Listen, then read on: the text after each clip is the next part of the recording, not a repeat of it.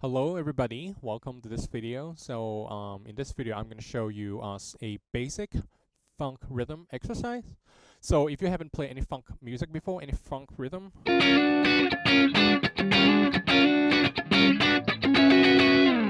and this video would be beneficial to you, and we help you navigate the intro section of Minor Gap. So let's get to work. So you should see there's a tab attached to this video, and what I want you to do is not to worry about the notes first. But what I want you to do right now is to mute all the strings.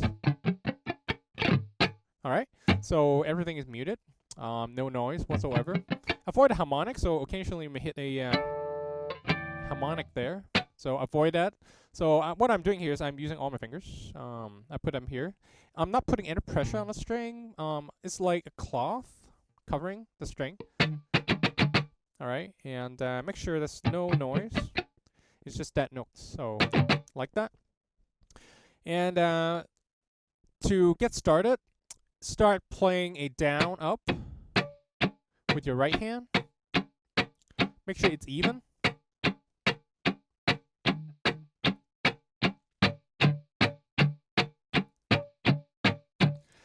Just when you get started, you can strum all 6 strings.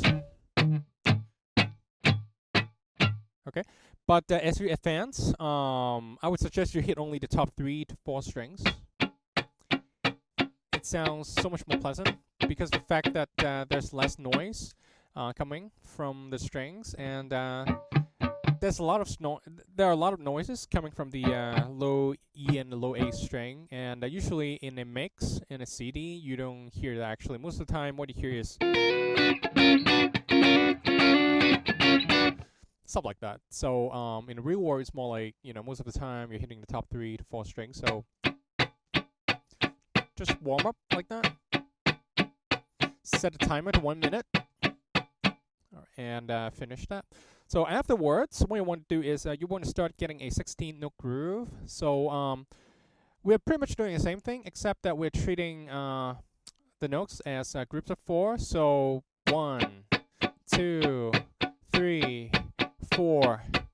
In order to do that, you can accent the first note. So 1 E and 2 E and 4 E and so you're hitting the first note slightly louder than the others. So 1 E and 2 E and 3 E and 4 E and my right hand technique is like this. I use probably 95% of my wrist to do the strumming.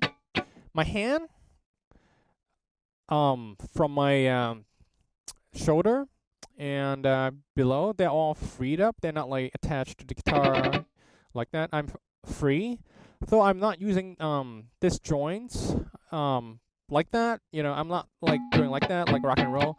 But it's a good idea to free up this part, okay, and have a loose forearm. So like that. Don't do something like that. Right. Don't attach it to the guitar. So have some freedom. Like that. And after you've done that, so you want to do that with a timer and a metronome for 1 minute. So I guess I'm at 50, 55 beats per minute right now. I guess 60. So just pick a tempo that you feel comfortable. You don't have to go fast at this stage. Make sure everything is perfect. And for your left hand, I want you to grab the E9 chord here. So you have the 7th fret, 6th fret, 7th fret, and then bar the whole thing. Bar the rest of the string. So you have the 7, 7, 7 on the top 3. All right. So your thumb should be up here, muting the low E. All right. At the beginning, I want you to try doing this. Strum it, and then mute. So you go between these two. Make sure you can control the strings. And make sure when they're supposed to be dead notes, they're dead notes. So with sound, no sound. So make sure you can smoothly switch between these 2 states. So the exercise that we're working on sounds something like this.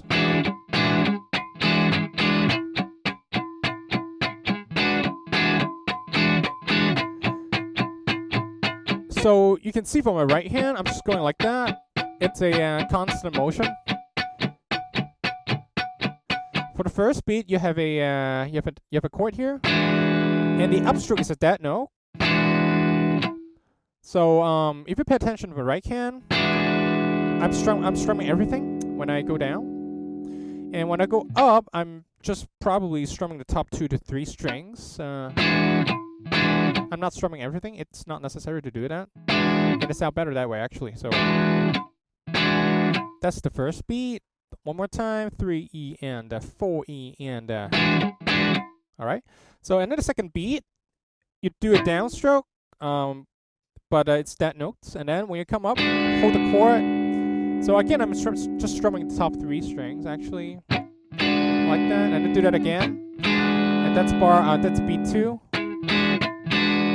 And then do 2 bars, 2 beats of that notes. So let me do the whole thing for you first slowly. So 3E and 4E and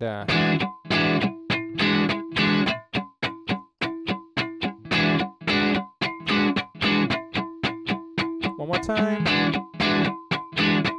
Just one more time, all right?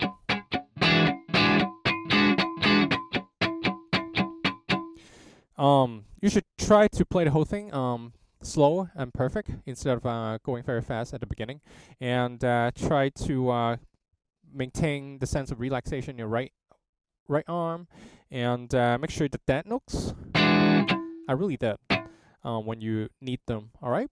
So that's it for the exercise. It should help you navigate the intro riff from minor gaps. So get this part down. I will see you in the next section.